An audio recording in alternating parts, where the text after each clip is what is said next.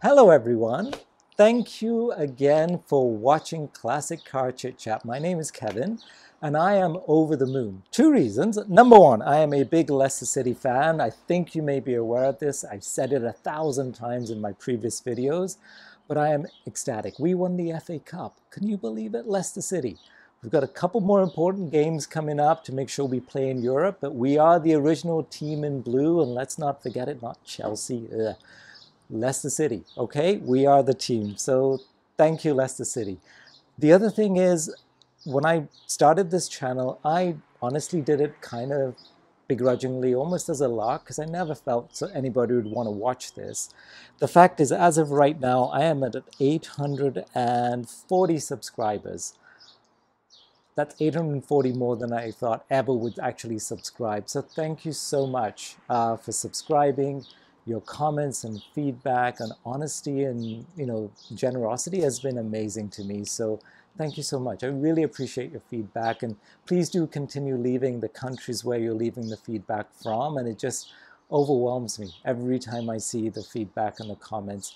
I recognize, let's be honest, this is escapism. There's enough problems in the world going on. Hopefully this will make you smile and just get you away from other issues that are plaguing us. So just enjoy the moment, and hopefully it'll make you smile a bit. Today's video is a little bit different. It's actually a little bit longer than I had planned, so I'm going to end up breaking it up into two parts. But I think you'll appreciate why. It's you're going to meet a friend of mine, John. You actually saw his vehicle in the last episode. It's a '57 Chevy BelAir. It's gorgeous. You have to see this thing. So I wanted to, spend the time to make sure I did its due diligence and making sure you got to see what I got to experience. So hopefully you'll enjoy today's video. I'm also playing with some wireless mics. Still not 100% happy with the result, but hopefully it'll get better over time, and I have some solutions. In fact, I even ordered Rode microphones today as though I'm a professional. I have no idea what I'm doing, but my son said order these. I said fine, I'm doing that. So future videos will get better in terms of audio quality and also videography. I gotta learn how to take better video myself. I tend to look with my eyes and forget that I'm actually holding the camera. I've got to learn to look from the camera's lens itself. So hopefully that will improve over time as well. So forgive me. But again, thank you. Welcome to the channel again. Hopefully you'll enjoy the video that I'm about to present to you today, and also for next week as well. So hop in, let's go for a drive, and let's go and see this beautiful '57 Chevy BelAir.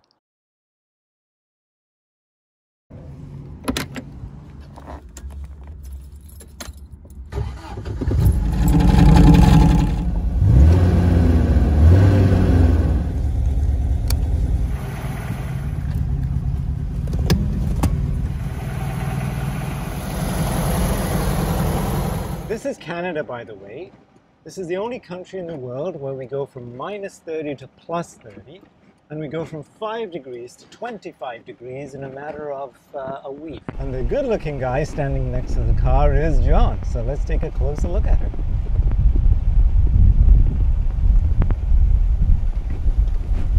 Hello, John. Hi, Kevin. How are you? I'm well. Tell me about this gorgeous car. Okay, well, what we have here is my brother-in-law's car. It's a 1957 Chevrolet BelAir two-door hardtop.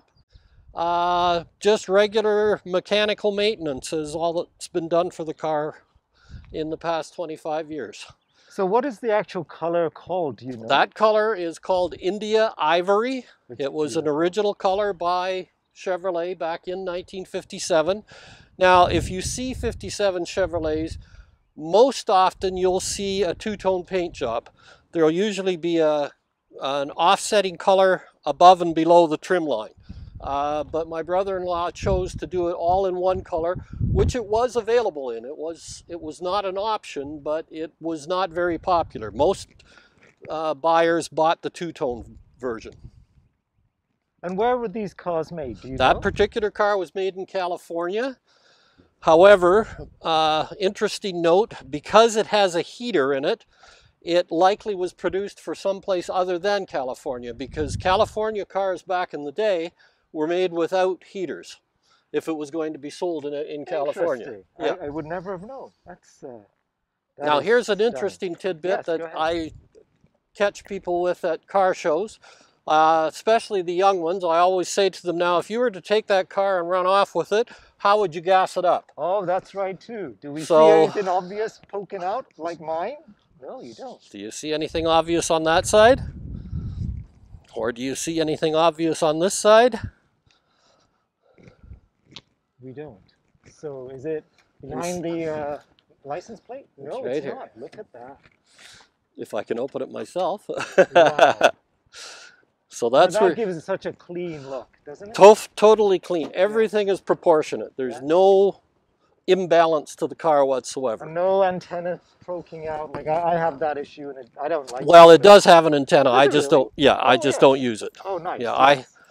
Now, if you're back here, if you want to see the trunk, I've heard that there are condominiums in Toronto smaller than this, but we'll show it to you anyways. My car would probably fit inside of you. Almost. Wow. But as you can see, totally restored. He did such a beautiful job on it. Beautiful. I love this color. There is something special. It's not just like a plain white. Yeah. It's got that warmth to it, right? Right. For lack of better words. Right. It's just gorgeous. And these would have been the original decals and everything else on the car. All the badges are original, yep. And the tires are unique. You Ah, don't see white walls. Yeah, and they're also bias ply. What does that mean, Jeff? Which means that the sidewalls don't have the kind of strength that today's modern radial tires have. So when you're driving a car like this with bias ply tires, you feel every groove in the road because the sidewalls don't have the same strength as radial tires. So if you were to have a flat tire, God forbid, can you still get these things? Yes, or? oh yes. Okay. Yeah, you can buy everything for antique cars. Beautiful. It's an amazing world. Google and Amazon will get you everything. Wonderful. Also, drum brakes. Those are not disc brakes on this car. They're the old-fashioned drum brakes, which again was the original brakes on the car. Not that they haven't been replaced since, but... For sure. And this Chevy logo right there, the GM, that's the original. That's the original. What it would have looked like. That's what it came out of the factory looking like. Amazing. Now, it didn't come out of the factory with this color. This is not the original color to the car. Right. This is the color he chose to paint it when he restored it. Can we pop the... Sure pop the can. hood? Again, a lot of room here. Yes. A mechanic's delight. I could sleep in there. Well, you can park all your tools here when you're working on the car. So nice. And what is the engine size? It's a 283 cubic inch, approximately 200 horsepower, 2-barrel carburetor. It is not what they call a muscle car. This was a family driver. Right. It has a 2-speed Power Glide automatic, which was brand new for the day, but it's only got 2 forward speeds and 1 reverse. So when you put it in drive, you literally get your initial takeoff, and then it shifts to high gear, and that's it. You don't have any more gears. Okay, it's 1 or nothing. And is that a smoother drive compared to modern cars, do you think? Do you notice? No, I wouldn't say it's no. The transmission, you can feel it shift, and no, I wouldn't say that it's smoother than a modern transmission, but it was very much unique for the day. It was a brand new innovation by Chevrolet. Prior to that, it was all standard transmissions. Can we have a look inside? Oh, sure, of course. And this is all original too, the way it was Everything you intended? see How about is... the colors, the carpet, the sign? Again, these are all Chevrolet period color combinations that were available. It wasn't how the car was born. Right. It was done this way as a restoration. And I love the fact that it's all open up front, so you could actually get 3 people. And Yep. there's no seat belts, right? No seat belts, no. What are those, right? And that's an ongoing discussion. I've talked to police officers that say you're supposed to install them, and I've had other police officers say no because it's an antique. As long as they didn't come with seat belts, you don't have to have them. That's interesting. I've never had a ticket yet, so... Yes, for sure. You know what? I think most police officers would probably sit back and just admire the car anyway. Yes, so they would. that is absolutely stunning.